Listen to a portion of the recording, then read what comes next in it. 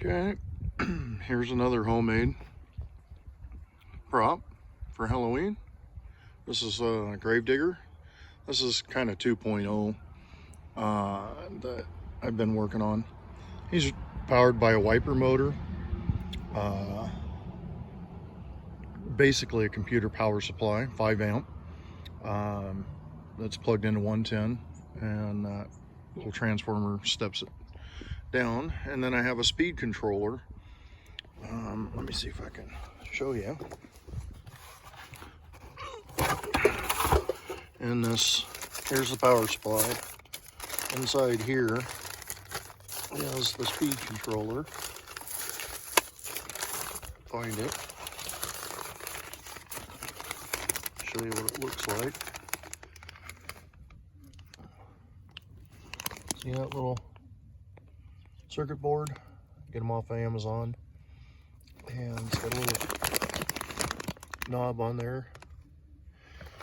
You can turn it up and down, do your thing. It's just yeah, I think the black knob came off it. It's kind of a silver knob. You can see it just barely through the plastic there. Anyway, that is what runs this dude. And I can slow that down off of that wiper motor. And again, I think on this prop, I have it on the low setting on because you have high, low, and park on a wiper motor. And I just covered it up with one of those cheap plant pots that you get when you first bring your plants home. And that seems to work pretty good for the rain. It's on an armature that goes in and out. And it's got a spring and a hinge down there so it can move up and down as he digs.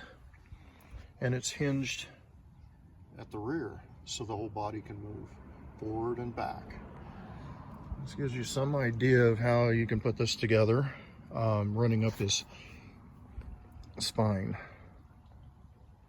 Just kind of built something that can hold him up.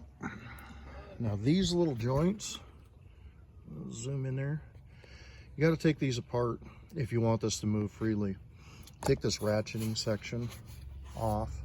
When you take these apart, you'll see this one might be a little bit different in there, but they got spring-loaded stuff in these joints.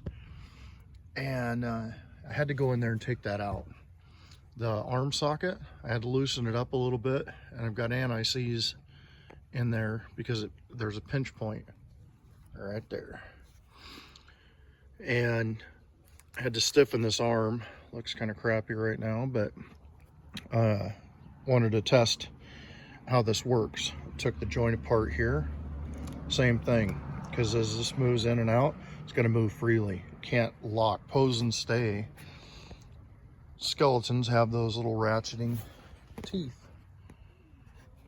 There. See how they lock up? And the spring in there allows it to come apart, and you hear the clackety clack as you move it around. So you got to take those joints apart if you want this to move fluidly and figure out where the pressure point is, where it's pushing, where it's resisting. And these hands aren't really doing anything, they're just there. And the main part of the arm is taking all that, the brunt of that push. So anyway, it gives you some idea of how that goes together. And I have videos of him working at night and during the day, but normally I have these on a timer. They come on in the evening at like 6 to midnight. They'll automatically turn on. And he's got red glowing eyes, which is kind of cool. But for those of you interested in how to set something like that up, that gives you some idea. Now you can do this a million different ways. There's videos of other people doing it different than I have done it, right? If you go to Home Depot and you look at the Gravediggers, the versions of it over the years, they do something entirely different. And it's a lot lighter construction.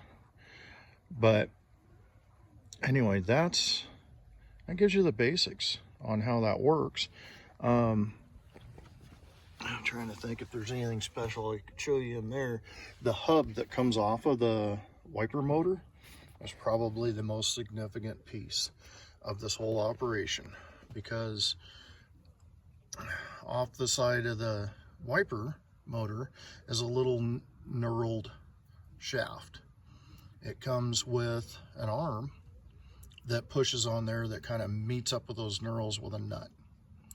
And the arm's only 2 inches long, something like that on some of these, depending on what wiper motor you get. If you steal it out of a car or whatever, that's what I just robbed it off of an old rig that we had. And you can go to junkyards and you can get them off the internet too. Fright Props, I think is what it was. I was trying to think of the name of the other day. I think it's Fright Props. Anyway, you can buy the motors and you can buy different mechanisms and things, but that connection to make that work, to make that little pivot point, is probably the hardest thing to achieve. And I don't know that you can even see in there, but there's a little hub in there, that little axle hub in there that was kind of a pain in the butt. That's going to be your biggest challenge. Anyway, as I get time to film a little bit more of how these things go together, I will try to show you more about these things and where pinch points are and how to put those little axles together with what things around the house. Anyway, here's this guy. He's all ready for Halloween night, and we appreciate you watching. Talk to you next time. Crowhaven out.